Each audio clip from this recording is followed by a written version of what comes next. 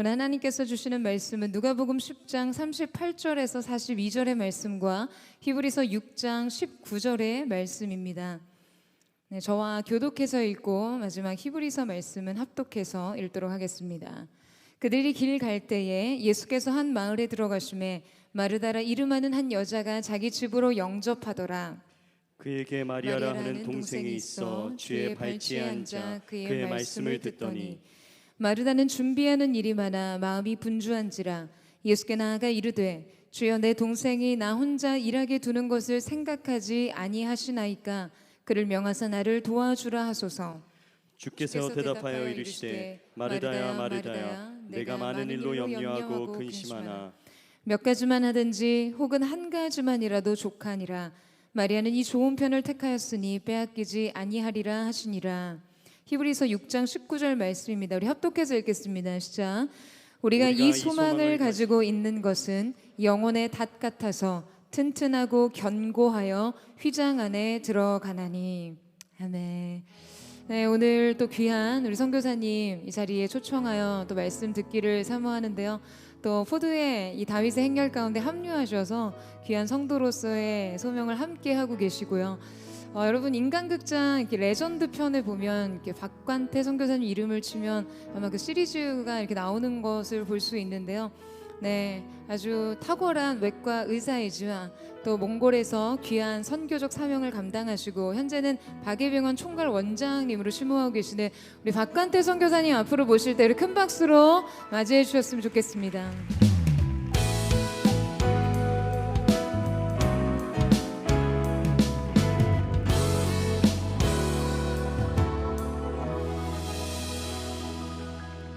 할렐루야, 감사합니다. 오늘 예배가 참 특별한 것 같습니다. 우리 예배가 매주 특별하지만 오늘 참 놀라운 이 중요한 시기에 이 중요한 공간에 또 봉은사 앞에서 이렇게 영적 전쟁을 선포할 수 있는 이 자리에 하나님께서 우리를 불러주시고 우리의 예배 가운데 함께 해주시고 우리의 예배를 받아주시는 우리 하나님께 감사와 영광의 박수 올려드리겠습니다. 이번 여름 오늘이 해단식인데 11개 팀으로 나가셔서 수고하신 우리 모든 선교팀들 또 그 선교팀들을 섬겨주신 세계 각국의 선교사님들 또 그들을 보내시고 중보해 주시고 후원해 주신 우리 다 보내신 성도님들 그분들께도 수고하셨다고 격려와 사랑의 인사 드리고 싶습니다. 이번 여름 특별히 아주 더운 여름이었는데 그렇게 복음의 씨앗을 뿌리신 것 누군가는 물을 주고 또 누군가는 땅을 갈고 걸음을 주어서 열매를 걷게 될 영광의 그날을 기대해 봅니다. 이번 서머 마칭 해단식을 맞아서 이번 서머 마칭 동안에 여러분이 가장 많이 보셨을 이미지가 아마 이 닷이었을 겁니다. 닷. 오늘 본문 말씀 방금 읽었는데요. 거기 보면 우리가 이 소망을 가지고 있는 것은 영혼의 닷 같아서 튼튼하고 견고하여 휘장 안으로 들어가게 한다, 이 말씀이었습니다. 저는 히브리서 말씀을 여러 번 봤지만 영혼의 닷이라는 이런 구절이 있었나 참 이렇게 신기했습니다. 이런 구절도 성경에 있었구나. 그래서 이 구절과 우리 썸머 마칭의 이미지가 너무 잘 이렇게 매칭이 됐던 것 같아요. 그래서 가슴에 이렇게 탁 어떤 이미지로 잘 박힌 것 같습니다. 그래서 오늘 저는 이 영혼의 닭 같은 흔들림이 없는 소망을 우리 모두가 이 예배를 통해서 가질 수 있기를 기대합니다. 그래서 오늘 이 말씀을 보시면 우리가 이 소망을 가지고 있다 이렇게 얘기합니다. 그 소망이란 무엇입니까? 앞뒤 전후 문맥을 살펴보면 거짓말을 하지 않으시는 하나님이 아브라함에게 주신 약속 곧 복 주시고 번성하게 하시겠다는 그 약속에 대한 소망을 말합니다. 두 번째는 무엇보다도 그리스도를 통해 이루실 최종적으로 완성될 구원에 대한 소망, 그 소망과 확신이 우리를 휘장 안으로 인도하게 하신다. 이 소망은 그러니까 두 가지입니다. 아브라함에게 주신 복 주시고 번성케 하겠다. 두 번째는 우리를 구원하시겠다는 그리스도를 통한 그 구원에 대한 소망과 확신이 우리를 휘장 안으로 인도한다, 이런 말씀입니다. 휘장 안은 어디를 뜻합니까? 지성소를 뜻하는 거죠. 지성소는 대제사장이 1년에 한 번 들어갈 수 있는 곳입니다. 하나님의 임재를 드러내는 것이죠. 우리 대제사장 되신 예수님께서 그 휘장을 찢으심으로 하나님과 우리 사이에, 죄인된 우리 사이에 있던 휘장을 찢으심으로 우리가 지성소 안에 들어갈 수 있게 된 것입니다. 그것은 바로 우리가 하나님의 임재 가운데 초대를 받았다는 것이죠. 하나님의 임재는 우리 포드 성도들에게 가장 중요한 키워드 같은 것입니다. 다시 정리해서 말씀드리면 이 영혼의 닭과 같은 소망 때문에 우리가 예배를 드릴 수 있게 되었다는 것입니다. 우리의 예배가 너무나 감사하고 감격이 있고 특별하기 때문에 이 예배를 열방이 드리기 원해서 이번 여름 열방을 찾아 많은 곳을 찾아 저희가 썸머 마칭을 했던 것이었습니다.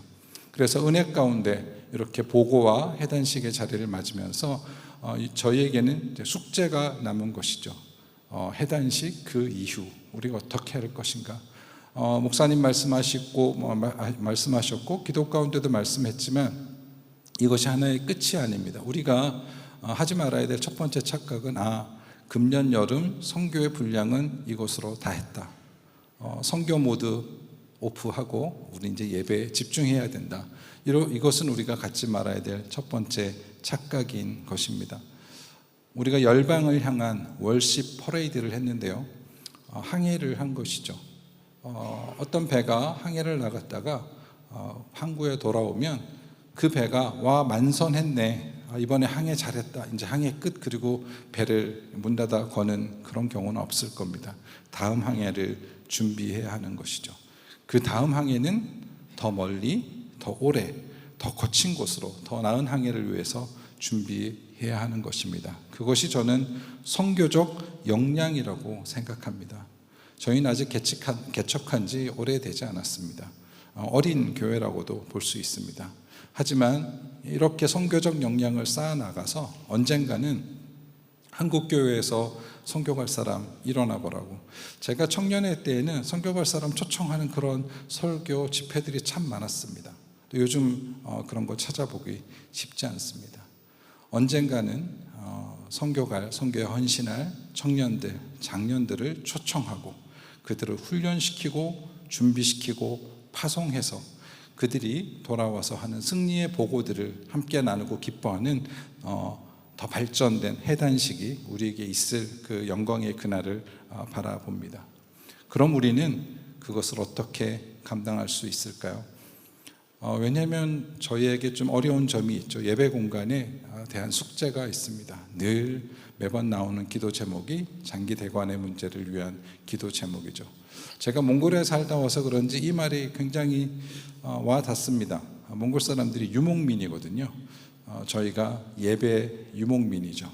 이번 주는 코엑스에서, 다음 주는 또 스위스 그랜드에서 예배 유목민을 하고 이것이 매일 짐을 싸고 풀고 성도들은 이번 다음 주는 또 어디지? 이렇게 하는 과정이 쉽지 않을 수 있습니다. 그래서 선교가 버겁게 느껴질 수 있는 거죠. 우리는 아직 아니야. 지금은 우리에게 주신 더 중요한 부르심, 예배에 집중하고 선교는 오프하고 예배는 온해야 되는 거야. 이렇게 우리가 생각할 수도 있습니다.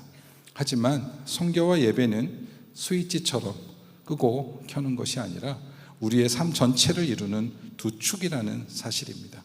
그래서 오늘 우리는 이 해단식을 통해서 선교는 끝났으니 당분간 예배에만 집중한다가 아니라 예배가 삶이고 선교도 삶이기 때문에 우리가 이제 예배자를 넘어 선교적 삶으로 나아가는 것을 결단하는 시간이 되기 원합니다.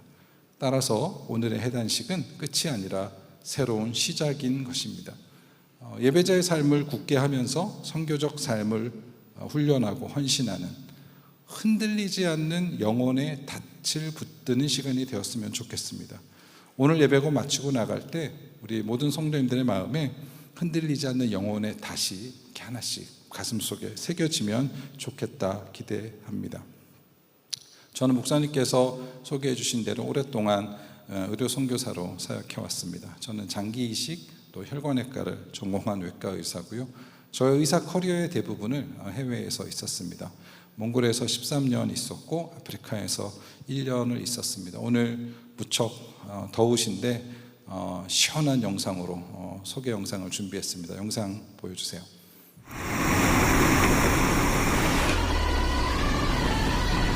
이 남자로 말할 것 같으면 불굴의 오지탐험가? 라고 하기엔 어쩐지 구멍이 꽤 많은 남자. 징기스칸의 기백이 살아 숨쉬는 몽골 대륙. 매서운 추위 속에 펼쳐지는 2200km의 대장정. 예측할 수 없는 사건 사고. 최강 한파에 제 발로 뛰어든 이 남자는 누구일까요? 이 영상은 지금도 티빙에 가면 리틀 빅 히어로라는 영상에 제가 출연한 적이 있는데 겨울마다 이렇게 추운 오지에 이동 진료를 갔었습니다. 아까 보이던 데가 얼음, 꽁꽁한 얼음을 이렇게 차로 횡단을 해서 이렇게 술록을 키우면서 사는 소수민족에게 가서 복음을 전하던 것이었습니다. 이렇게 몽골에서 사역을 했었고 지금은 에티오피아, 탄자니아를 마지막으로 작년에는 국내로 돌아와서 한국의 한 지방의 작은 병원에서 일하고 있습니다. 몽골에서 있을 때 이렇게 수술하는 모습이고요. 저는 혈액투석, 제가 장기 이식 또 신장 이식, 혈관 이런 수술들을 해서 주로 혈액투석 환자들을 이렇게 돕고 있습니다. 그래서 병원이 혈액투석 전문 병원을 이렇게 만들었습니다. 그리고 몽골에서는 국립의대 교수로 사역을 했었고요. 이건 아프리카 탄자니아에 있는 한 소녀입니다. 투석해야 되는 소녀인데 투석보다는 이식을 하자 그래서 이식을 해줬던 환자입니다. 가운데 보시면 저게 이렇게 떼어낸 콩팥입니다. 아빠의 콩팥을 떼서 우리 딸에게 이식을 해주었고 그 소녀가 건강을 찾게 되어서 그 가족에게 복음을 전하고 건강하게 회복되어서 가족 모두가 주님께 나왔던 놀라운 시간이었습니다. 지금은 후방에 있지만 이렇게 선교지를 계속 찾아다니면서 섬기고 있습니다. 제가 20년 정도 몽골 사역을 했는데요. 20년 말에 몽골 사역을 이양하고 안식년으로 미국을 가서 신학을 공부하고 있습니다. 이제 거의 마지막 학기 공부하고 있는데요. 지난 학기가 제가 예배학이라는 학문을 들었습니다. 예배학이라는 과목을 듣는데 숙제가 예배가 특별한 곳을 탐방하고 숙제를 레포트를 내라는 것이었습니다. 그래서 그 숙제가 뻔한 교회에 절대 가지 마라 였습니다. 그래서 막 검색을 했더니 한국에 예배를 2시간을 드리는 곳이 있다고 거기를 가보자. 그래서 온 곳이 포드 처치였습니다. 찾다 그래서 갔는데 콘네드 호텔이었습니다. 아니 예배를 콘네드 호텔에서 드린다고? 굉장히 놀랐습니다.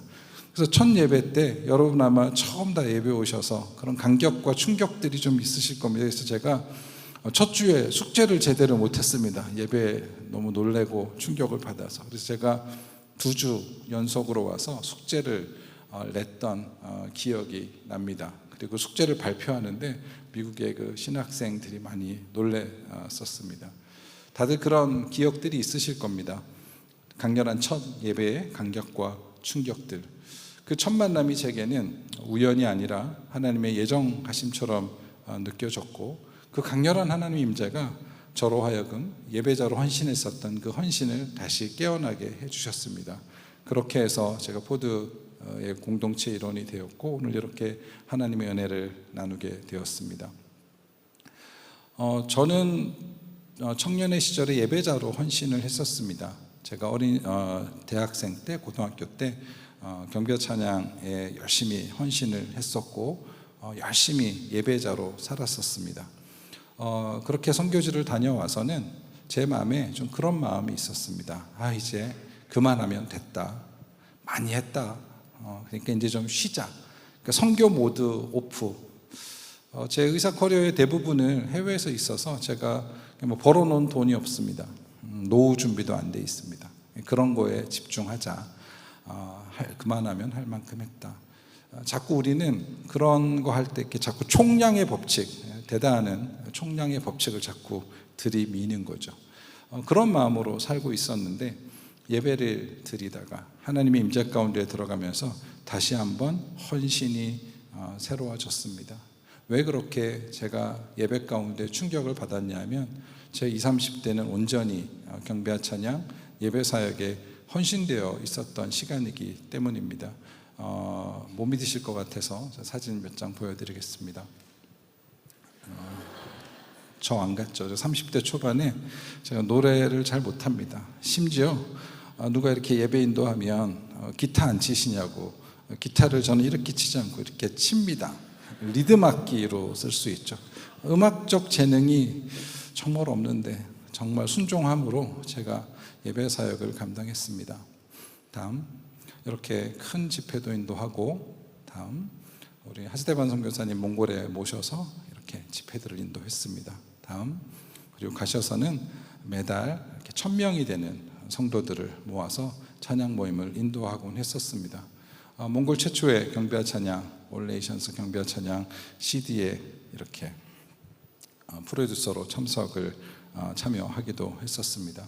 이렇게 예배자로 헌신돼 있었고 예배 그러고 살았는데 나이가 들어가고 또 바쁘고 현실에 치이고 그러면서 제가 한동안 예배자의 헌신을 잊어버리고 살았었습니다. 그것들이 포도에 오면서 다시 갱신되어지고 회복되어진 그런 놀라운 은혜가 있습니다. 그래서 제가 저희 교회에서 이렇게 TF팀을 볼 때마다 짠합니다.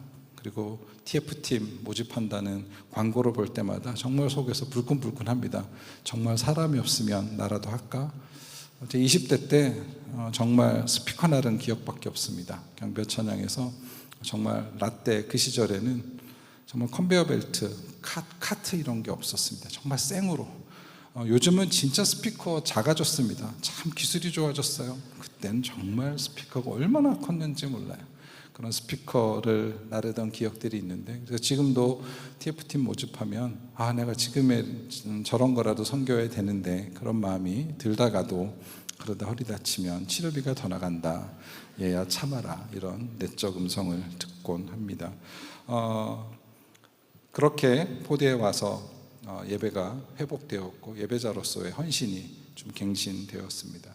아마 여러분들도 보드처치에 오셔서 가장 많이 듣는 말이 예배자로서의 삶, 예배로 드리는 삶 이런 것들일 겁니다. 그것이 어떻게 사는 게 그런 걸까? 매일 24시간 찬양을 듣고 사는 게 예배자의 삶인가? 어떻게 사는 게 삶으로 예배를 드리는 거지? 그런 거에 대해서 좀 잘 구체적으로 와닿지 않은 분들이 계실지도 모르겠습니다. 제게 주셨던 예배자의 부르심을 나누는 것이 좀 도움이 되었으면 합니다. 왜냐하면 저도 선교로 먼저 시작을 한 게 아니라 예배로 먼저 시작했기 때문입니다. 제가 대학 때에는 정말 예배자로 잘 살았습니다. 그래서 정말 모범적인, 제가 굉장히 술 많이 먹기로 유명한 대학을 나왔는데요. 거기서 학교 다닐 때 내내 술 한 모금 안 먹고 아주 거룩하고 범생으로 살았습니다. 그리고 의대를 졸업하고 인턴 레지던트를 하는데 자꾸 라떼 타령해서 죄송한데 요즘 전공의들은 슬기로운 전공의 생활 보셨죠? 진짜 행복하게 삽니다. 저 때는 그런 거 없었습니다. 정말 군대 같았고 그렇게 술을 먹였습니다. 저는 외과 전공의를 했는데 외과 레지던트들이 정말 말술을 먹었습니다. 그래서 제가 20대 말에 전공의 했던 시절을 되돌아보면 저의 키워드는 두 가지였습니다. 하나는 화랑방탕하게 살았고 두 번째는 음주 가무였습니다. 음주 가무에 헌신을 하니까 선교에 대한 헌신은 당연히 먼 나라 이야기가 됐고 음주 가무에 대한 헌신이 깊어지면 깊어질수록요 하나님의 낯을 피하게 되더라고요. 주일에 교회에 가는 것도 굉장히 부담스러워져서 당직이면 기뻐하는 그런 일들이 생겼었습니다. 그렇게 살던 것을 제 가장 친한 친구이자 선교의 동역자였던 친구가 다시 방향을 잡게 해주었습니다. 잠깐 영상 보실까요? 같이 의료봉사하면서 살자. 암으로 먼저 세상을 떠난 친구와의 오랜 약속을 지키기 위해 소름 끼쳐. 권태 씨는 전 세계 30여 개국 의료 사각지대의 환자들을 만났고요. 수많은 제자들을 키우며 무료 투석 병원도 제 베프이자 또 선교의 동역자였던 심재학이라는 친구였는데요. 레지던트 1년차 때 악성 임파종에 걸렸고 레지던트 3년차 때 먼저 하늘나라로 갔습니다. 제가 레지던트 3년차 때가 가장 저의 음주 가무에 대한 헌신이 깊었을 때였거든요.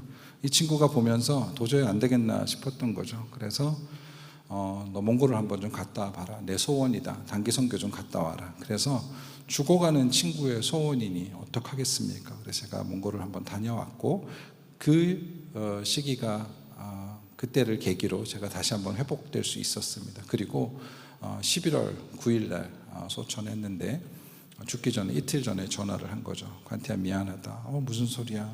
내가 아무래도 몽골에 못 갈 것 같다. 네가 내 목까지 해줘. 그 마지막 통화를 하고 의식을 잃고 하늘나라로 갔던 거죠. 그러니까 저는 저의 방황을 이 친구의 사실 죽음으로 되돌아왔다. 늘 이렇게 친구에게 빚진 마음이 있습니다. 자, 이렇게 하고 몽골을 갔습니다. 그럼 제 마음이 어떨까요? 잘하고 싶은 마음이 있겠죠. 호랑방탕하게 보냈던 까먹었던 내 20대 후반의 시간을 만회하고 싶었던 거죠. 그래서 차로 치면 악셀레다를 풀로 밟고 그냥 클러치만 뛰면 차가 퓨 나갈 수 있는 그런 마음으로 몽골에 아픈 사람 내가 다 고쳐줄 거야. 내가 복음을 다 전하리라. 이 한 몸 바쳐 몸이 부서지도록 사역해야지. 이런 마음이었었습니다. 그래서 저는 무언가를 하는 거에 관심이 많았는데 예수님은 저에게 그거 아니야. 와투두가 중요한 게 아니라 나는 너에게 관심이 있어. 많은 사람 고치고 수술하고 거기에만 집중되어 있던 저에게 하나님 그것이 아니다라고 말씀하셨습니다. 그때 제게 주셨던 말씀이 오늘의 본문 말씀인 마르다와 마리아의 말씀입니다. 여러분 이 말씀 잘 아시죠? 마리아가 예수님을 초청을 했고 마리아는 바쁜데 마리아 혼자 예수님하고 이렇게 좋은 시간을 보내고 있는 거죠. 그래서 마르다가 질투하는 거죠. 예수님께 왜 나 혼자 일하는 걸 보지 않으십니까? 마르다 혼 좀 내주십시오. 이렇게 얘기하는 이 장면입니다. 저는 대학 때부터 이 말씀을 볼 때마다 저는 마르다 편이었습니다. 여러분은 누구 편이셨습니까? 좀 마리아가 얄밉잖아요. 우리가 또 다른 건 다 용서해도 얄미운 건 용납이 안 되지 않습니까? 그래서 저는 마르다 편이었습니다. 이 세상에 마리아만 있으면 소는 누가 키워? 마르다 같은 사람이 있어야 세상이 돌아가는 거야. 예수님도 참 너무하시지. 이렇게 열심히 하는 마르다를 그래도 수고했다는 말 한마디 없이 저렇게 혼만 내시고 이런 마음이 있었습니다. 왜 그러냐 하면 제가 좀 워커홀릭적인 경향이 있는 데다가 42절에 조금 애매한 번역이 조금 일조를 한 것 같습니다. 오늘 42절을 보면 이렇게 얘기합니다. 몇 가지만 하든지 혹 한 가지만이라도 족하니라. 저는 이 말씀을 이렇게 적용을 했죠. 그래 몇 가지 예배도 하고 사역도 하고 수술도 하고 예배도 하고 그래 몇 가지 하면 되지. 왜 꼭 예배만 드리고 마리아처럼 해야 돼? 예수님 일도 하고 예배도 드리고 그러면 좋잖아. 이렇게 생각을 하고 있었던 거죠. 근데 모든 영어 성경을 찾아보시면 공통적으로 이렇게 번역이 되어 있습니다. 누가복음 10장 42절 영어로는 이렇게 되어 있어요. Only one thing is necessary 이렇게 되어 있습니다. 오직 필요한 것은 하나뿐이다. 이렇게 공통적으로 번역하고 있습니다. 한국 성경이 잘못 번역을 한 거냐? 그런 건 아니고요. 이 부분에 사본마다 조금 갈립니다. 근데 한국이 선택한 사본은 좀 후반부에 쓰여졌다고 보여지는 사본을 번역했었고요. 그래서 번역이 이렇게 되어 있는데 좀 더 광범위하게 신학적으로 받아들여지는 사본은 지금 영어 성경처럼 오직 하나라고 번역하는 게 맞습니다. 여기서 헬라어로 쓰인 게 헤노스라는 단어를 쓰거든요. 그거는 오직 하나, only one thing 이라는 겁니다. 그러니까 가장 원어에 맞게 번역을 하자면 그러나 필요한 것은 오직 한 가지뿐이다. 마르다는 그 좋은 몫을 선택했으니 아무도 그것을 그녀에게서 빼앗지 못할 것이다. 이렇게 번역하는 것이 맞다고 보여집니다. 저는 그때 몽골에 갔을 때 몽골이 좀 의료 수준이 낙후되어 있었습니다. 그래서 제가 고쳐줄 산자가 너무 많은 거예요. 진짜 물방고기반인 거예요. 내가 다 고쳐주리라. 제가 또 그땐 젊었고 뭐 좀 외과 의사들이 좀 극단적인 면이 있습니다. 그래서 다 죽었어. 내가 다 고쳐줄 거야. 주님, 내가 이 한 번 바쳐 불사르겠습니다. 이런 마음이었던 거죠. 그런데 외과 의사가 수술을 안 하면 정말 할 일이 없습니다. 근데 수술실이 없는 거예요. 수술실을 만들어 달라고 그러는데 진행이 안 되는 거예요. 그래서 처음에 가서 1년을 정말 손가락을 빨고 있었습니다. 그 시간이 저는 너무 괴로웠습니다.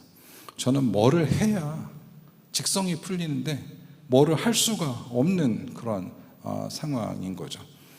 그래서 그때 하루 종일 그 손가락을 빨면서 어려워하고 있을 때 큐티를 하루에 막 4시간씩 하고 하루 종일 성경 보고 있고 몽골어 공부하고 이렇게 시간을 보냈습니다. 그러다가 조금씩 변화되는 제 자신을 발견하게 되었습니다. 그것은 내가 아무것도 하지 않아도 말씀과 기도와 예배만으로 하나님과 함께하는 그 시간 자체로 충분하다.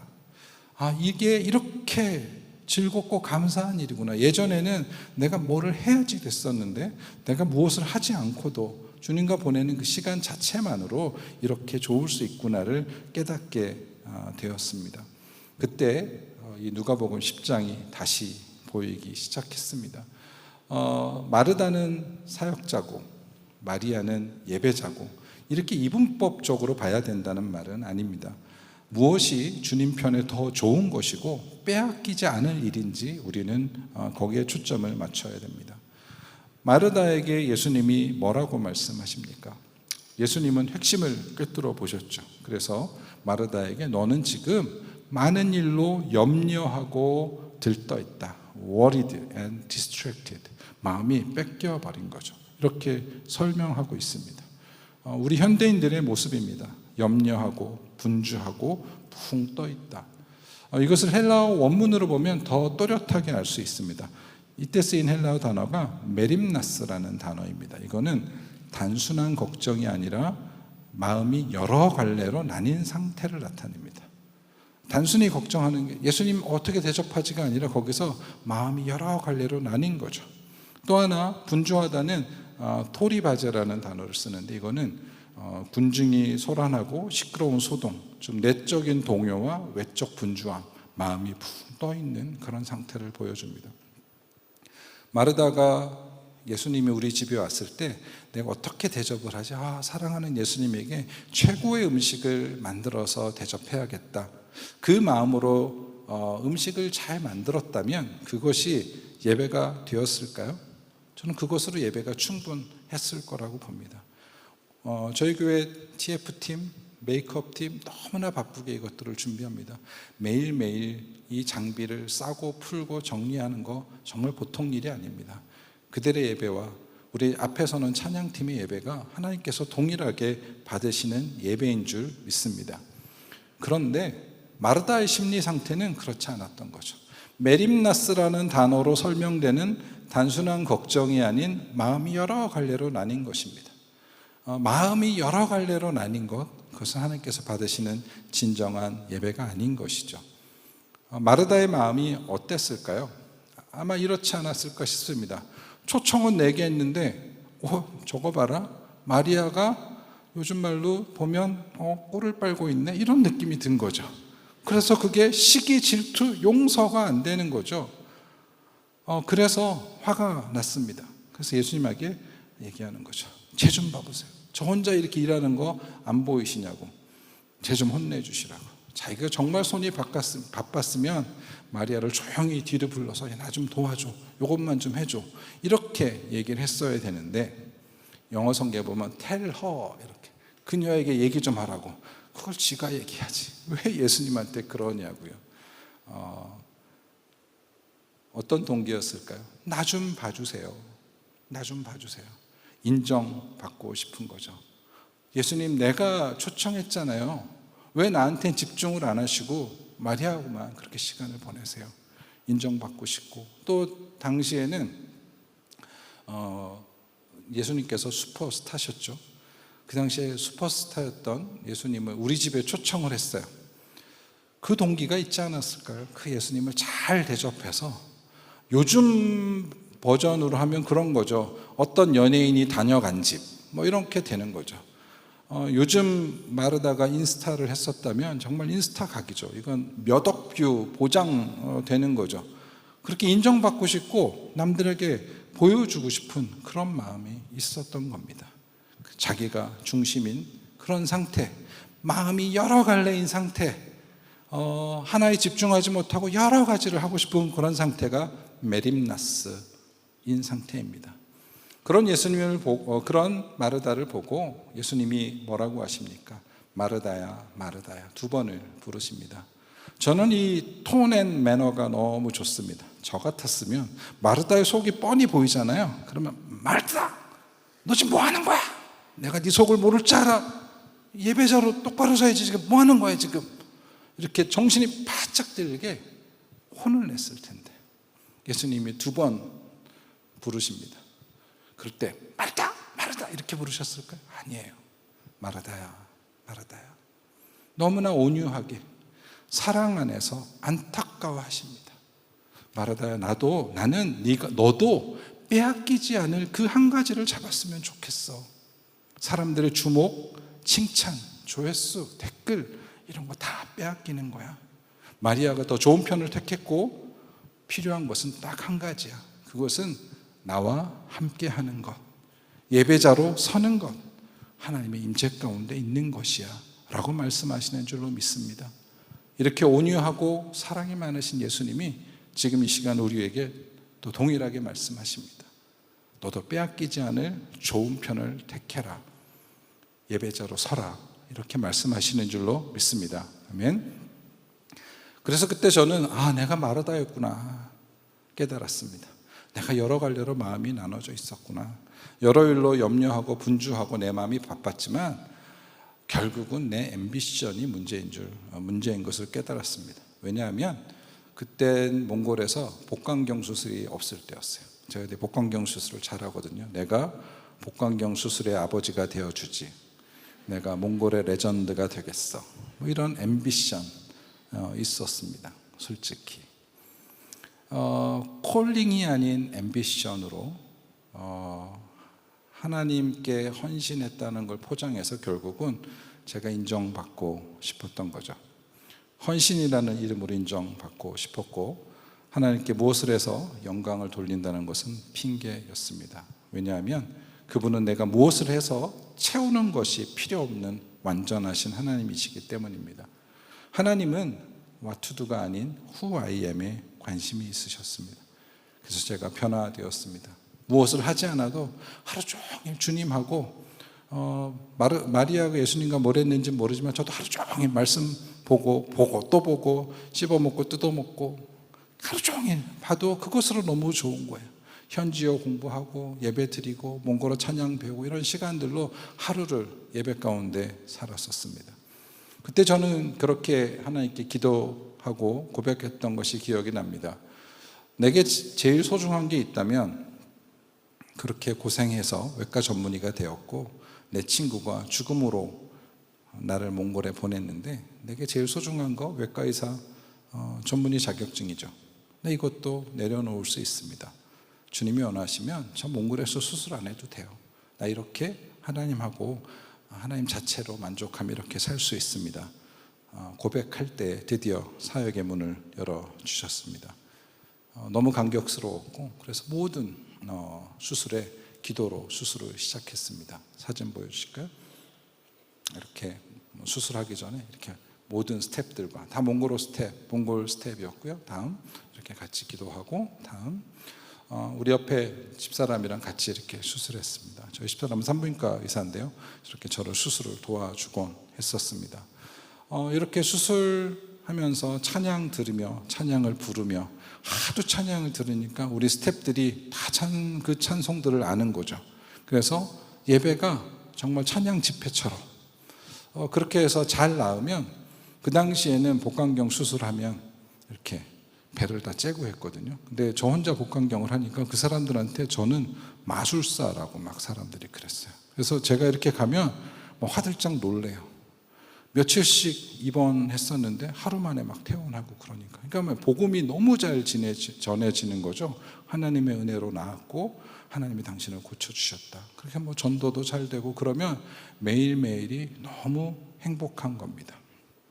제가 병원에서 퇴근을 하고 이렇게 계단을 내려오면서 매일 그렇게 고백했어요. 하나님, 저 이렇게 행복해도 되는 거예요? 저 하나님과 동행하고 하나님의 은혜를 이렇게 사는 삶이 너무 행복하고 좋아요. 이렇게 고백했던 기억이 납니다. 예배자의 삶이 그런 것이 아닌가 생각됩니다. 매 순간 하나님과 동행하고 그분의 임재를 느끼고 삶의 모든 목적이 그분을 예배하기 위한 것으로 드려지는 것. 결과에 상관없이 감사하고 그분의 존재만으로 만족하는 것. 저는 그것이 예배자의 삶이라고 정의하고 싶습니다. 예배란 내 삶의 모든 영역을 주님께 드리는 것입니다. 저는 외과 의사니까 수술실, 제 진료실이 제 예배의 현장입니다. 여러분은 어떠십니까? 여러분의 학업, 생업, 장사, 비즈니스, 이 모든 것들을 삶의 현장 가운데 예배로 드리고 있으십니까? 제가 자꾸 수술을 예배로 드리는 걸 강조하는 이유는 수술하다가 어떻게 예배를 하지? 조금 이상하잖아요. 아마 전문가 영역에 있으신 분들은 아마 그런 순간이 있으실 거예요. 집중하면 아무것도 없는. 제가 수술을 들어가면 딱 그래요. 제가 하는 수술의 상당 부분은 복강경 수술이거든요. 뱃속을 들여다봅니다. 뱃속에 딱 들어가면 정말 아무 생각이 안 납니다. 주님하고 저만 있는 것 같아요. 그리고 조용히 찬양이 흐릅니다. 그럼 찬양을 들으면서 이렇게 이 사람 여기 염증이 심한 이거 피나게 생겼어요. 피날 것 같아요. 주님 피 안 나게 해주세요. 피나요. 피 안 나게 해주세요. 와, 잡았다. 할렐루야. 잘 나으면 저는 그 수술의 한 편이 저에게 예배의 현장이었습니다. 하나님, 오늘도 함께 해주셔서 감사합니다. 내가 수술 잘했지가 아니라 내가 그렇게 사람들을 살려줄 수 있는 현장으로 불러주신 것. 하나님은 저에게 복이 되라고 하셨는데 너는 복의 근원이 될지라 라고 말씀하셨는데 그 언약이 이루어지는 현장이기 때문에 그곳은 예배의 현장이 될 수 있는 것입니다. 그렇다고 해서 예배를 삶으로 드린다고 어려움이나 실패가 없는 것도 아닙니다. 제가 지난 7월엔 탄자니아에 가서 이식 수술을 하고 왔는데요. 이식 수술을 하려면 콩팥을 떼야 됩니다. 콩팥은 대동맥에서 이렇게 딱 떼는 거예요. 마지막에 이렇게 클립을 찍거든요. 제가 막 수백 명을 찍어봤겠죠. 그것도 탄자니아에서 당연히 기도하고 시작했습니다. 그리고 딱 찍었는데 대동맥이 터진 거예요. 그 클립이 좀 이상했나 봐요. 여러분, 대동맥에서 피가 나면 정말 콸콸 쏟아집니다. 그래서 환자가 정말 죽을 뻔했습니다. 예배는 어떤 마법도 아니고 좋은 결과를 바라기 위해서 있는 어떤 주문, 그런 것도 아닙니다. 그냥 찬양받기 합당하신 주님께 마땅히 드려야 될 것을 드리는 것이고 모든 순간에 주님과 동행하는 것입니다. 결과에 상관없이, 내가 어떠냐에 상관없이 주님 자체만으로 감사하고 만족하는 것이죠. 이렇게 우리가 우리 삶을 예배로 하나님께 드리면 우리의 삶의 수준이 달라집니다. 우리 목사님 여러 번 말씀하시죠. 우리의 삶이 예배의 수준을 뛰어넘을 수 없다고. 맞는 말씀입니다. 여러분의 삶을, 모든 영역을 예배로 드려보십시오. 여러분의 삶의 수준이 달라질 것입니다. 그래서 첫 번째, 우리가 어떻게 선교로 준비되고 선교적 삶을 살 것인가, 예배자로 서는 것이 먼저다입니다. 우리가 다음 항해를 준비해야 된다고 말씀드렸습니다. 다음에는 좀 더 어려운 곳, 더 먼 곳, 더 거친 곳, 더 길게 항해를 가야 할지도 모르겠습니다. 그러려면 준비할 게 얼마나 많겠어요. 선교적 역량을 키우려면 우리가 공부하고 알아야 될 것들이 얼마나 많겠습니까? 그런데 아이러니하게도 우리가 선교적 역량을 키우려면 먼저 예배자로 굳게 서는 것이 먼저라고 말씀하십니다. 마리아처럼 우리도 좋은 편을 잡아야 됩니다. 오직 한 가지, 예배자로 서는 것이 먼저입니다. 우리가 선교사의 부르심을 받을 수도 있고 목회자가 될 수도 있고 사역자가 될 수도 있지만 그 모든 부르심이 앞서서 우리 모두에게는 공통의 먼저 되는 부르심이 있는데 그것이 바로 예배자로 서는 것입니다. 그러면 사역은 따라오고 선교는 저절로 일어나는 줄로 믿습니다. 예배를 드리며 산다는 것은 what to do에 집중하는 것이 아니라 who I am, 내가 주님 앞에 누구인가에 집중하는 것입니다. 저는 최근에 목사님이 하신 말씀 중에 주는 나의 친구 이러고 찬양하니까 진짜 친구인 줄 안다고, 오만방자함이 그지없다, 그 말씀이 굉장히 깊이 박혔습니다. 우리는 주님 앞에 용서받은 죄인입니다. 맞습니까? 우리는 주님의 사랑받는 자녀입니다. 또한 하나님께 영광 돌리기 위해 창조된 피조물입니다. 그리고 선교의 사명을 받은 사명자들인 것이죠. 모든 것이 질서 가운데 제자리에 놓여지는 것, 그것이 예배인 줄로 믿습니다. 이렇게 예배자로 서는 것, 예배를 삶으로 드리는 것이 제일 먼저다. 그러면 이 예배적 삶이 어떻게 선교적 삶으로 이어질 것인가? 그 키워드가 저는 아버지의 마음이라고 생각합니다. 제가 소시적 어렸을 때 경배 찬양이 있을 때 그렇게 하용인 선교사님께서 아버지의 마음을 위해서 기도하라고 하셨습니다. 그때도 경배 찬양에서 우리가 포드처치에서 이렇게 결단 찬양하듯이 그렇게 열심히 기도하고 찬양했는데 그때마다 사실 뭔지도 모르고 아버지의 마음을 달라고 기도했습니다. 그렇게 기도했고 처음 선교지에 갈 때 아버지의 마음에 저는 씨앗을 품고 갔던 것 같습니다. 그리고 선교지에 있으면서 그 아버지의 마음이 점점 커진 거죠. 그 마음이 커져서 온전히 저를 이렇게 드라이브하게 된 것입니다. 그 덕에 오랜 시간 선교지를 지키고 지금도 선교지를 바라보고 선교적 삶을 살 수 있게 된 것 같습니다. 그러면 아버지의 삶이란 무엇인가?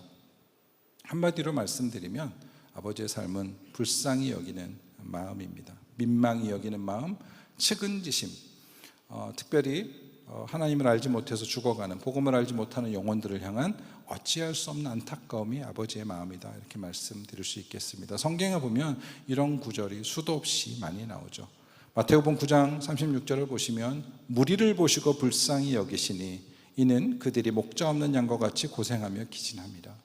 마태복음 14장에 보면 예수께서 나오사 큰 무리를 보시고 불쌍히 여기사 그 중에 병자를 고쳐주시니라. 이런 마음이 바로 아버지의 마음입니다. 우리가 요즘 사도행전 말씀을 보고 있는데 성령이 임하면 그 제자들의 삶이 바뀌죠. 능력을 받게 되고 저절로 그들의 본질이 바뀌는 것처럼 아버지의 마음이 우리 마음 가운데 들어오면 선교적 삶은 저절로 살게 되는 것입니다. 내가 아버지의 마음을 가져야지, 저들을 불쌍히 여겨줘야지, 측은지심을 가져야지 애쓴다고 가져지는 게 아닙니다. 왜? 그것은 우리의 본성이 아니거든요. 우리는 본질적으로 이기적이고 우리가 죄성으로 가득하지 않습니까? 솔직히. 그래서 우리가 아버지의 마음은 부어줘야 되는 것입니다. 성령께서 하나님께서 우리에게 성령을 부어주시듯이 아버지의 마음도 부어줘야 됩니다. 그럼 어떻게 하면 아버지의 마음을 가질 수 있는가? 방금 말씀드린 것처럼 기도해야 합니다. 아버지의 마음을 부어달라고 기도해야 합니다. 아버지도 그 마음을 나눠주시길 원합니다. 나의 우선순위가 뭔지 자녀된 우리가 알기 원합니다. 특별히 자녀들을 키워보신 부모님들은 아마 훨씬 동감하실 겁니다. 자녀들이 제 마음을 좀 알았으면 좋겠어요. 근데 점점 나이가 클수록 애들하고 대화도 안 되고 애들이 다 엇나가곤 하죠. 그럴 때 부모들은 속에서 이렇게 외칩니다. 너도 너랑 똑같은 자식 낳아서 고생 좀 해봐라. 이렇게 얘기할 수는 있지만 부모들의 본심은 자녀들이 내 마음을 좀 알아줬으면 좋겠다, 그 마음이 있는 것처럼 하나님께서도 동일하게 당신의 마음을 우리와 나누시길 원합니다. 두 번째는 이것이 포도교회 주신, 우리 포도의 성도들에게 주신 특별한 특권이라고 생각합니다. 예배를 통해서 우리는 아버지의 마음을 가질 수 있습니다. 왜냐하면 예배를 드리면 우리 하나님의 임재 가운데 들어갑니다. 그러면 하나님의 성품에 참여하게 되는 거죠. 저희는 결코 거룩할 수 없습니다. 거룩할 수 없는데 정말 거룩하신 주님을 깊이 찬양하고 거룩한 주님의 임재 가운데 들어가 보셨으면 그 다음엔 죄의 자리에 가면 불편합니다. 아마 경험해 보셨을 겁니다. 사랑이신 주님을 찬양하면 내 마음에 사랑이 이렇게 솟아납니다. 그래서 그분의 임재를 자주 경험하면 우리가 그분을 닮아가는 것이죠. 그분의 거룩이, 그분의 사랑이 우리 안에 들어오는 것입니다. 예배는 또한 관계입니다. 깊이 예배를 드리면 아버지와 친해지고 가까워집니다. 그러면 그분의 뜻을 훨씬 빨리 캐치하고 그분의 마음을 알 수 있는 것이죠. 시편 67편 1절 2절 말씀을 함께 읽어보겠습니다. 시작. 하나님은 우리에게 은혜를 베푸사 복을 주시고 그의 얼굴빛을 우리에게 비추사 주의 도를 땅 위에 주의 구원을 모든 나라에게 알리소서. 예배란, 하나님의 임재란 그분의 얼굴빛을 우리에게 비춰주시는 겁니다. 그 얼굴빛을 쐴 때마다, 그 얼굴빛을 많이 쐬면 쐴수록 우리는 그분의 성품을 닮아가고 그분의 마음을 품게 되는 것입니다. 그분의 마음을 품게 되면 주의 도를 땅 위에 주의 구원을 모든 나라에게 알리는 선교의 통로가 되는 것입니다. 세 번째, 어떻게 우리가 아버지의 마음을 알 수 있는가? 찬양을 통해 아버지의 마음을 선포하면 어느새 그 마음이 내 마음속에, 내 삶 속에 녹아든다는 것입니다. 아버지의 마음은 한마디로 열방을 향한 마음입니다. 그 찬양을 계속하고 결단하면 어느새 나도 모르게 그 마음이 내 안에 들어온다는 것입니다. 요즘 MZ세대들, 젊은 친구들 중에 그런 말이 있죠. 뭐뭐 스며든다, 그런 말이 있죠. 뭐 땡며든다, 그런 것 같아요. 저도 요즘 이렇게 찬양, 포드 찬양을 많이 듣는데요, 그러면 저절로 열방을 향한 마음이 이렇게 스며들어요. 신기합니다. 그거 정말 무서운 겁니다. 그렇게 헌신하고 기도하고 그러면 저절로 내 마음속에 그 마음이 스며들고 자라는 것입니다. 왜 포드처치는 선교적 교회가 될 수밖에 없는가? 운명적이고 숙명적이다 라고 얘기하면 좀 비성경적인 것 같고, 예비하셨다, 주님께서 예정하셔서 그렇게 준비시키고 있는 줄로 믿습니다. 왜냐하면 우리가 POD, Parade of David이거든요. 모든 퍼레이드는 목적지가 있습니다. 다윗의 퍼레이드에도 목적지가 있습니다. 그러면 다윗의 퍼레이드의 목적지는 어디입니까? 우리가 성경을 쭉 보다 보면 다윗은 열방을 바랬습니다. 열방이 주님을 인정하는 것, 주님의 구원을 모든 나라에 알리는 것, 그것이 다윗의 퍼레이드의 목적지였습니다. 그렇기 때문에 저희는 선교적 교회가 될 수밖에 없는 숙명을 가지고 있다. 방금 읽은 시편 67편을 보시면 은혜를 베푸사 복을 주시고 그 얼굴빛을 우리에게 비추시면 우리가 주의 도를 땅 위에 주의 구원을 온 땅 모든 나라에 알리게 하소서. 우리가 그 선교의 통로가 되는 것입니다. 다윗이 열방을 향한 마음은 수없이 많은 곳에서 발견될 수 있습니다. 시편 22편을 보시면 땅의 모든 끝이 여호와를 기억하고 돌아오매 모든 나라의 모든 족속이 주의 앞에 예배하리니. 시편 96편을 보시면 새 노래로 여호와께 노래하라, 온 땅이여 여호와께 노래할지어다. 그의 영광을 열방 중에, 그의 기이한 행정을 만민 중에 선포. 열방, 만민, 온 땅. 다윗은 끊임없이 열방을 바라보았습니다. 그렇게 하려면 퍼레이드 오브 데이빗의 목적지가 열방이 되려면 우리는 무엇을 해야 될까요? 선교를 해야 합니다.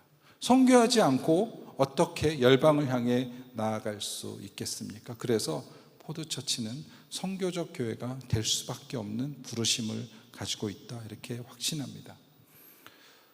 다시 한번 우리가 다윗에게 집중을 해보면요, 다윗이 열방을 향한 것은 분명했습니다. 그런데 저는 그게 굉장히 신기하게 다가왔습니다. 왜? 다윗은 목동이었거든요.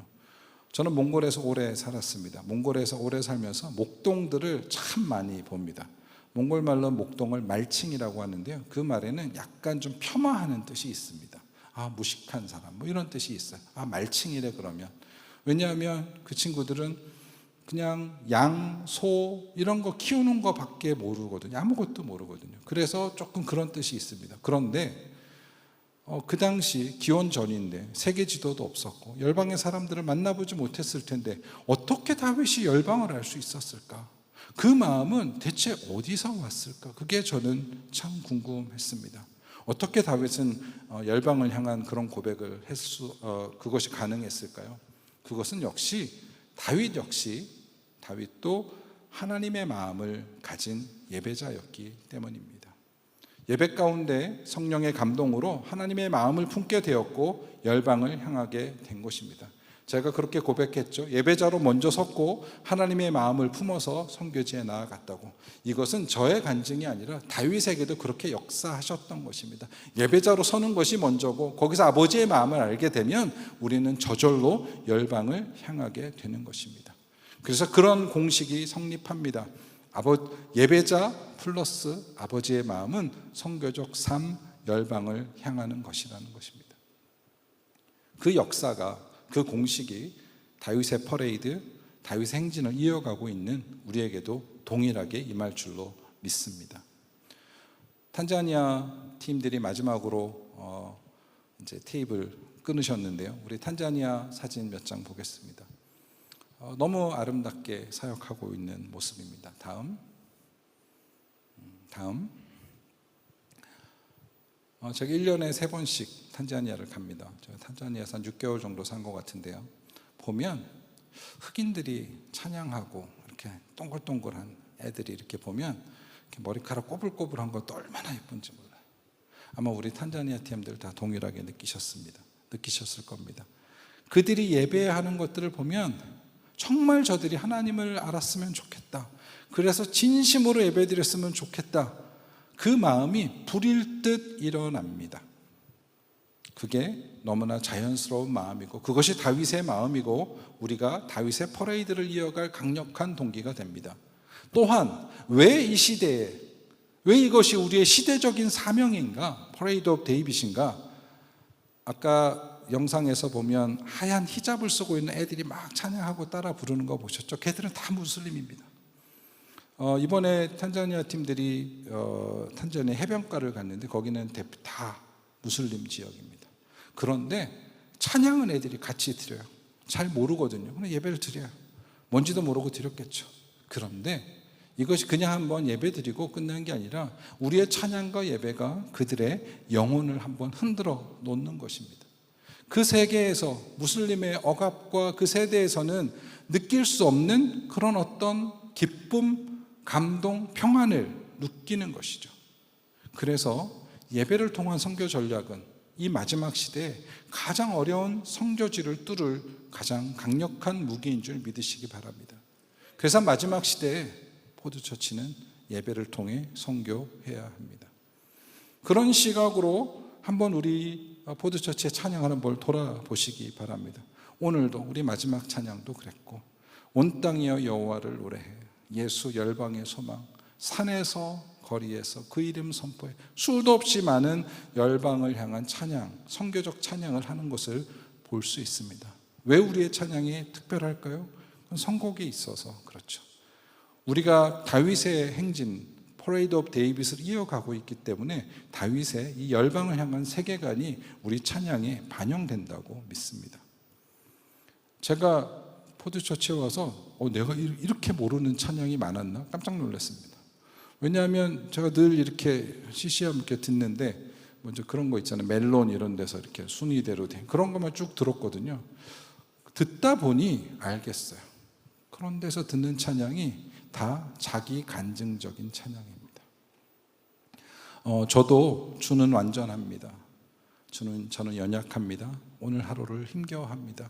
이런 찬양 참 좋아합니다. 지금도 가끔 듣습니다. 그 찬양이 잘못됐다는 것이 아니라 우리의 찬양은 그런 간증적인 찬양에 머물지 않고 하나님의 성품을 높이고 열방을 향해 선포하는 경배와 찬양이 압도적으로 많습니다.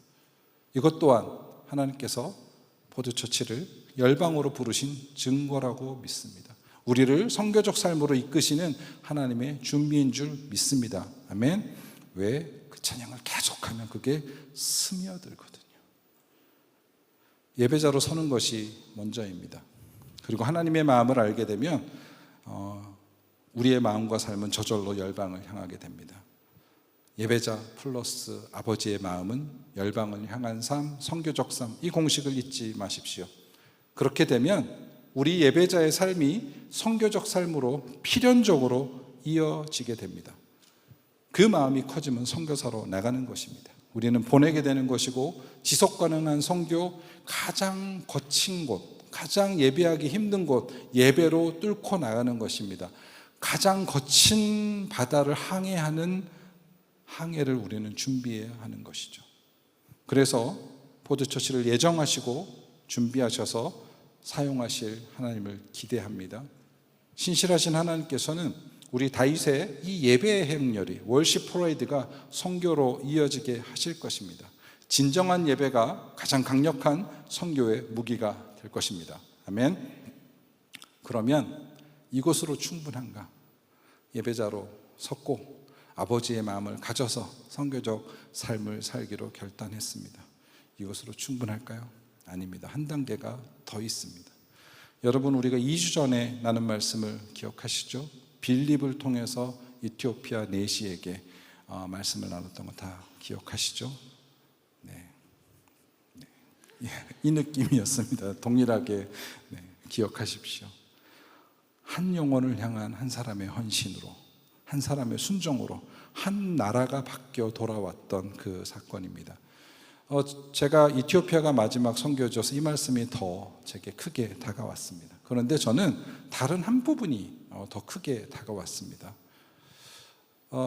그 내시가 예배를 드리고 돌아가면서 이사야서를 읽었다 그랬죠. 그러면서 빌립이 탔을 때 너무 궁금해서 물어봤어요. 이게 지금 말하는 게 선지자 자신을 얘기하는 거냐, 아니면 다른 사람을 얘기하는 거냐?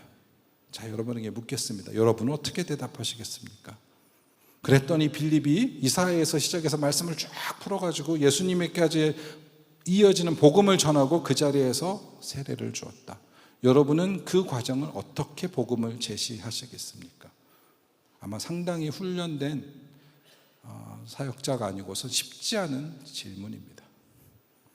이 자리는 하나님께서 예비하셔서 빌립을 딱 그 자리에 보내신 거예요. 한치의 오차도 없이. 그 사건 때문에 이티오피아가 지금도 이렇게 돌아온 줄로 믿습니다. 이티오피아 사진 하나 보여주실까요? 제가 이티오피아를 갔는데요, 깜짝 놀랐어요. 이티오피아는 종려주일이 되잖아요. 정말 다 종려나무가지로 이렇게 나무 흔들고, 길거리를 보면 저희는 사실 종려주일인지도 모르고 이렇게 예배에 가잖아요. 그런데 이티오피아는 종려주일 되면 사람들이 다 종려나무 가지를 들고 이렇게 나와요. 아, 이거 오늘 종려주일이구나. 사람들이 이렇게 머리에 관을 쓰고 갑니다. 그 한 사람의 헌신과 순종으로. 그렇게 중요한 일이었어요. 자, 그러면 빌립이 이 중요한 일에 초청을 받았죠. 그러면 이렇게 복음을 전하라고 성령께서 그 입에 말을 술술술술 나오게 떠먹여 주셨을까요? 아닙니다. 빌립은 철저히 준비되어 있었습니다. 하나님의 은혜로 우리가 예배 드릴 수 있게 되었고, 하나님 임재 가운데 나갈 수 있었습니다. 하나님의 은혜로 아버지의 마음도 가지게 되었습니다. 선교적 삶을 살기로 결단도 했습니다. 하지만 그 뒤에 더 필요한 것, 준비되어져야 합니다. 모세가 40년 광야를 인도하기 전에 어떤 일이 있었죠? 40년 동안 광야에서 메뚜기 먹으면서 살았습니다. 40년을 시뮬레이션 한 거라고 볼 수 있습니다. 그렇게 철저하게 훈련시키시는 전략적인 하나님이십니다.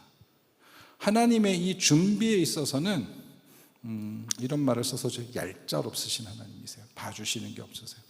여러분, 하나님께서 얼마나 요셉을 사랑하십니까? 그 사랑하는 요셉을 총리에 쓰기 위해서 그냥 뚝 하고 하나님의 은혜로 총리시키셨습니까? 아닙니다. 그 감옥에 있는 몇 년 동안 거기서 인사관리, 회계관리, 사람 다루는 법, 그런 걸 다 거기서 배운 겁니다. 그 철저한 훈련 끝에 총리로 서게 하신 것이죠. 그래서 우리는 내가 준비되어져야 되겠다고 결단하고 헌신해야 합니다. 그러면 훈련의 주체이신 주님께서 우리의 감독과 코치가 되셔서 최고의 커리큘럼으로 라이프 플래닝을 해주실 겁니다. 그래서 우리 인생이 반짝반짝하게 하나님의 때에 쓰임 받을 수 있도록 그렇게 준비시켜 주실 것입니다. 제가 제 자랑을 한 번만 하겠습니다. 제가 아탄자니에 가서 이식했다 그랬잖아요. 이식은 누가 떼어주는 사람이 있어야 됩니다. 누가 뗄까요? 비뇨기과 의사들이 뗍니다. 대한민국의 대학병원은 다 그렇게 합니다. 아마 저는 제가 떼고 제가 붙입니다. 장담컨대 대한민국에 저 하나일 겁니다. 그러니까 아프리카에서 저를 찾는 거예요. 저는 한 명만 부르면 되니까. 다른 사람 부르려면 의사 2명 불러야 되는데 얼마나 힘들어요. 그래서 이때를 위해서 준비시키셨나? 제가 그걸 트레이닝을 받을 때 비뇨기과 의사들한테 욕 많이 먹었습니다. 왜 네가 그걸 하냐고. 근데 하나님께서 그렇게 하게 하셨어요. 그 준비가 되어놓고 나니까 지금 아프리카의 많은 나라에서 10월 달에는 이티오피아도 가야 되고 탄자니아도 가야 되고 에스와티니도 가야 되고 그렇게 준비되었더니 하나님께서 그렇게 쓰십니다. 제가 잘했던 거 두 번째 자랑. 제가 20대 때 경배찬양에서 있으면서 그렇게 제 20대를 하나님께 드립니다. 저를 혹독하게 준비시켜 주십시오.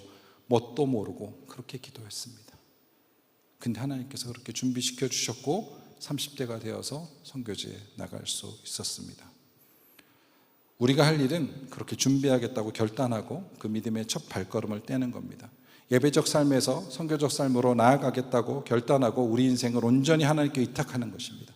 그리고 뚜벅뚜벅 그 준비의 과정을 버티며 나아가는 겁니다. 특별히 우리 20대, 30대 청년들에게 권면합니다. 기도하십시오. 혹독하게 준비시켜달라고, 나를 이 분야의 최고의 전문가로 만들어달라고, 주님 나를 쓰시고자 할 때 내가 준비되어 있을 수 있도록 말씀도 전공의 분야에서도 내가 하는 그 생업에 있어서 최고의 엑스퍼트가 되게 해달라고 기도하셔야 됩니다.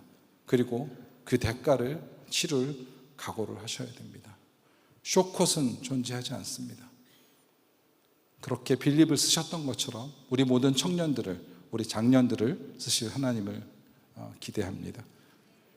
그럼 무엇을 준비해야 될까요?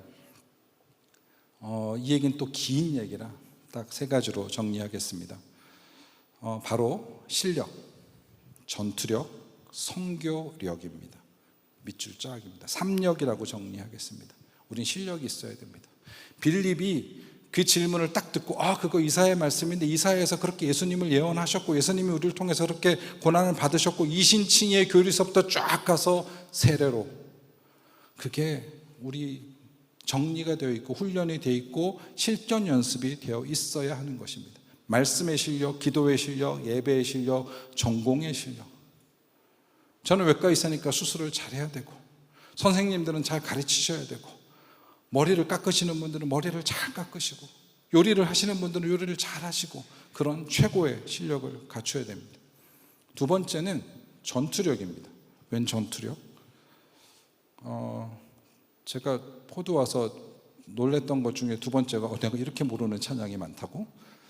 그 중에 제가 처음에 듣고 제일 이상한 찬양이 이것이 나의 싸우는 방식이었습니다. 그게 후렴만 들으면 이건 뭐지? 처음에 이건 뭐야? 그래서 제가 영어 원곡 서라운디드라는 곳인데요, 그걸 부르면서 막 이런 심오한 뜻이 있었구나. 예수님의 보혈과 승리가 내 승리의 공식이 되는 거죠. 어떤 상황에서 드리는 감사와 찬양이 내 무기가 되는 것입니다. 여러분은 어떤 무기를 가지고 계십니까? 영적 전쟁의 현장에서 이길 수 있는, 이것이 나의 싸우는 방식이라고 얘기할 수 있는 나만의 무기가 있어야 되는 것입니다. 저는 2가지입니다. 하나는 제 전공의 실력이고요. 두 번째, 결과에 상관없이 하나님께 감사하는 것. 그게 저한테 좀 많이 셋업이 되어 있습니다. 그것이 저의 싸우는 방식입니다. 여러분은 어떤 싸우는 방식이 준비되어 있으십니까? 여러분은 어떤 전투력을 가지고 있으십니까? 그 전투력이 준비되어 있지 않으면 어떻게 될까요? 전장에 떨어지면 바로 전사하는 것입니다. 그래서 우리는 영성, 영적 전투력, 생존력을 키워야 하는 것입니다. 세 번째, 선교력입니다. 언어가 준비되어 있어야겠죠. 영어 공부 열심히 하십시오. 제2외국어도 열심히 하십시오. 타문화권 경험, 여행도 타문화권 경험이지만 조금 더 깊이 타문화권 경험을 하시기 바랍니다. 생존력과 적응력, 수용력 이런 것들이 있어야 합니다. 이런 실력을 키우는 가장 좋은 훈련이 단기 선교인 줄로 믿습니다. 그래서 오늘의 이 해단식은 참석했던 모든 선교팀원들뿐 아니라 우리 모든 성도님들에게 새로운 시작이 되는 것입니다. 왜? 우리는 더 거친 항해를 준비해야 하기 때문입니다. 이런 계기를 통해서 우리가 이 삼역을 기르는 좋은 기회가 되셨을 줄 압니다.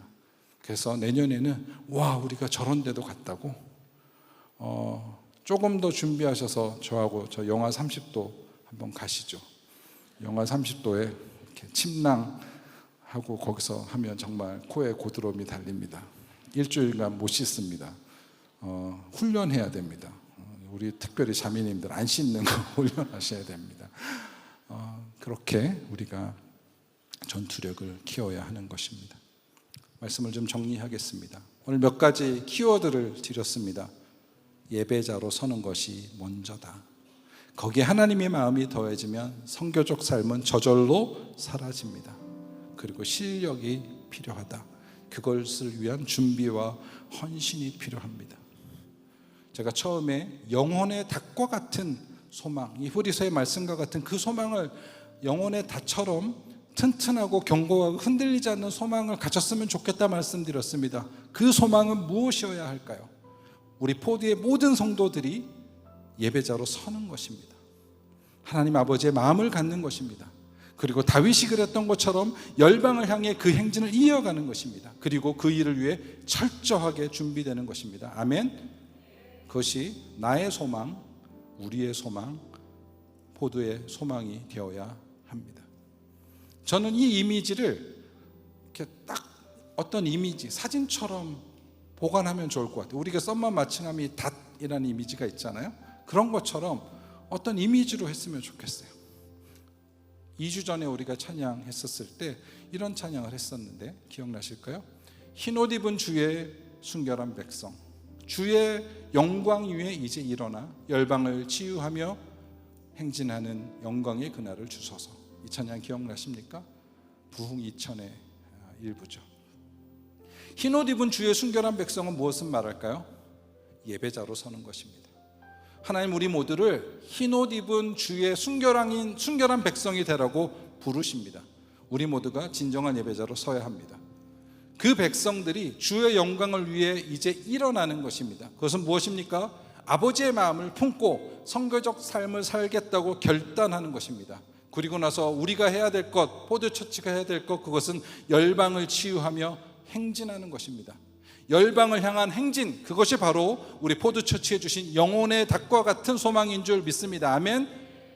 퍼레이드 오브 데이빗은 열방을 향해야만 합니다. 행진해야 합니다. 그리고 열방을 치유하기 위해서 철저히 준비되어져야 합니다. 여러분의 분야에서 최고가 되십시오. 그것을 위해서 고생을 마다하지 마십시오. 꾀병 부리지 마시고 쇼컷을 찾지 마십시오. 뒤지게 고생하여 최고의 자리에 오를 수 있습니다. 이 시간 결단하며 기도했으면 좋겠습니다. 흰옷 입은 주의 순결한 백성들이 영광의 그날을 위해서 열방을 치유하며 행진하는 그 날을 바라봤으면 좋겠습니다. 주님은 우리를 부르십니다. 흰옷 입은 주의 순결한 백성 예배자로 서라고 부르십니다. 이제 다리를 떨치고 일어나게 하여 주시옵소서. 이 행진하는 열방을 치유하는 행진이 되게 하여 주시옵소서. 다윗의 퍼레이드가 열방을 향하게 하여 주시옵소서. 아버지의 마음을 제게 부어 주시옵소서. 하나님 나를 사용하여 주시고 포도처치를 사용하여 주시옵소서. 우리 간절한 마음으로 주님의 이름을 한번 부르고 기도합시다. 주여! 하나님 아버지 붙잡아 주시옵소서.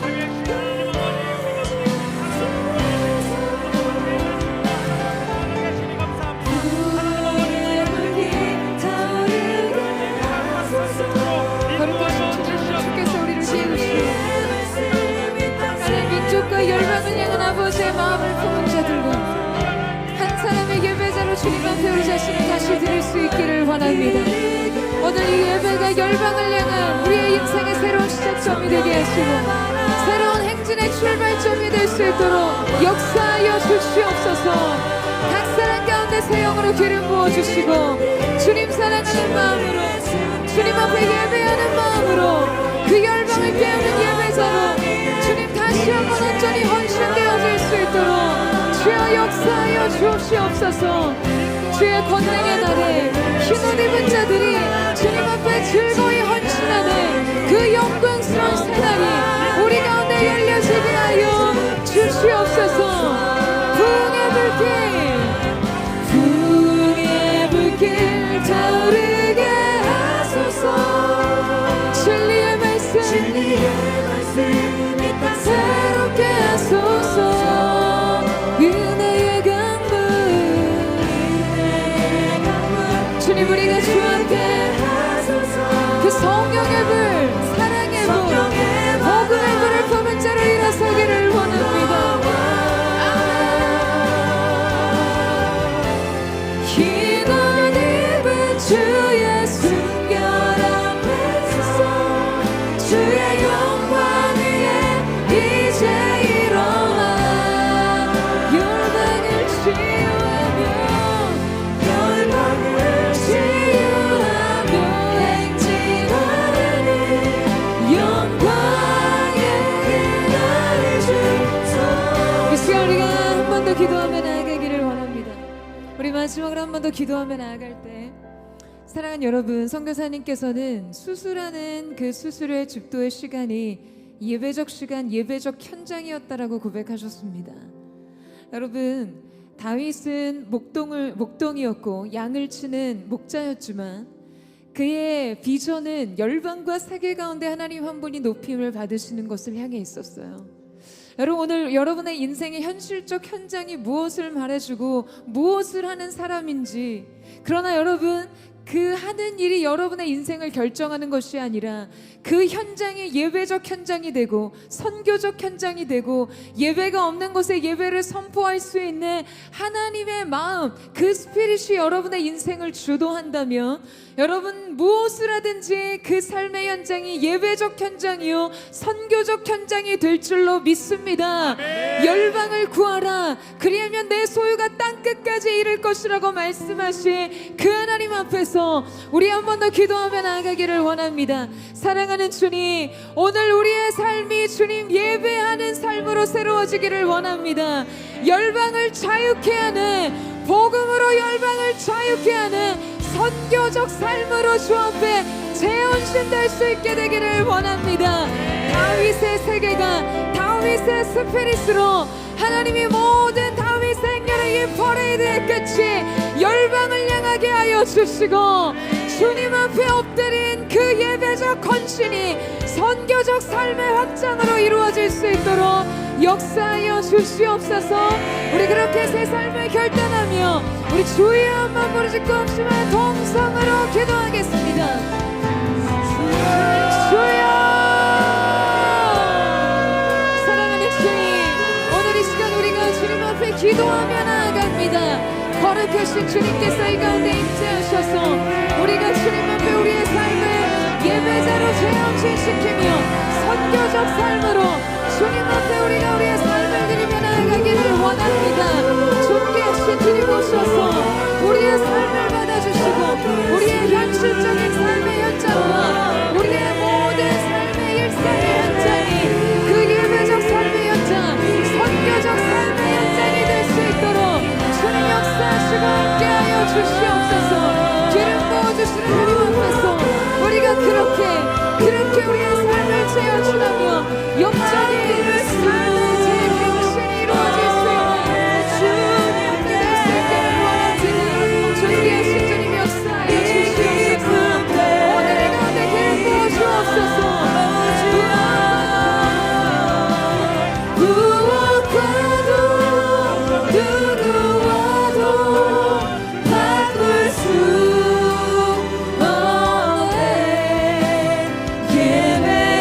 예배드리 네 기쁨 뵙니다. 우리 함께 고백합니다. 주께와 엎드려, 주께와 엎드려 경배. 오늘 주님 앞에 드리는 이 경배가 우리의 삶의 새로운 결단이 되기를 원합니다. 주 계신 곳에 기쁨 가득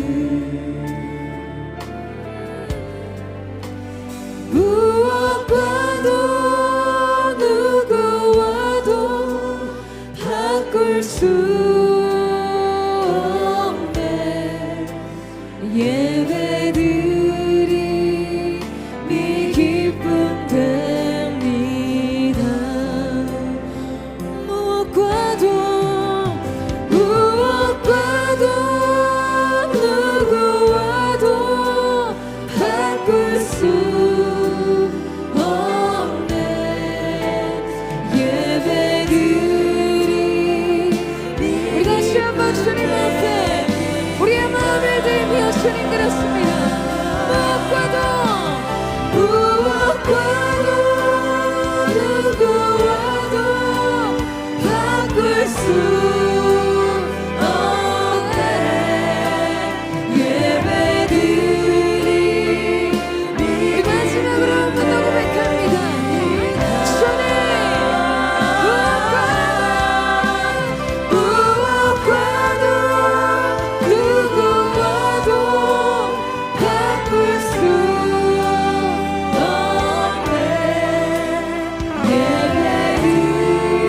예배드림이 기쁨 됩니다 사랑하는 주님, 주님을 전심으로 사랑했던 다윗의 심령 속에 꽃피었던 그 열방 가운데 예배받기 원하는 그 하나님이 받으셔야 될 영광에 대한 열정, 그 하나님의 임재에 대한 사모함, 그것이 오늘 우리의 고백이 되기를 원합니다. 주님, 이 예배적 우리의 인생의 행렬이 이 시대와 세대로 확장되게 하시고 민족과 열방으로 확장되게 하여 주시옵소서. 예배가 없는 그곳에 인생의 예배적 목적을 회복시키는 그 선교적 삶으로 헌신되는 거룩한 은혜의 역사가 나타나게 하여 주시옵소서. 열방들아 깨어 일어날지어다. 하나님의 사람들아 깨어 일어날지어다. 새로운 예배 행진이 시작될 것을 예수님의 이름으로 선포합니다. 그렇게 우리 가운데 새날의 그날, 그 영광스러운 그날을 열어주신 존귀하신 주님의 이름을 찬양하며 감사드리며 살아계신 예수님의 이름으로 기도드립니다. 아멘. 우리를 거룩한 선교적 삶으로 이끄실 주님 앞에 우리 감사와 찬양과 영광의 박수 올려드립니다.